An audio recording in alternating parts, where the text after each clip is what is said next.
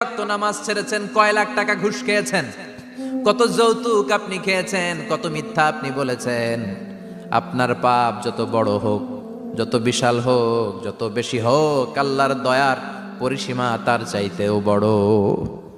আপনার পাপ, আপনার অন্যায়, আপনার জুলুমগুলো যদি হয় খালের পানির সমান, বিলের পানির সমান, আল্লাহর দয়া সাগরের পানির সমান। আপনার পাপ যদি হয় সাগরের পানির সমান, আল্লাহর দয়া মহাসাগরের পানির সমান। আপনার পাপ আর অন্যায় যদি হয় পাহাড়ের সমান, আল্লাহর দয়া আকাশের সমান। আপনার পাপ যদি হয় আকাশের সমান, আল্লাহর দয়া আরশের সমান। এজন্য আল্লাহ বললেন, ইয়া আইয়ুহাল্লাযীনা আমানু তুবু ইলাল্লাহি তাওবাতান নাসুহা।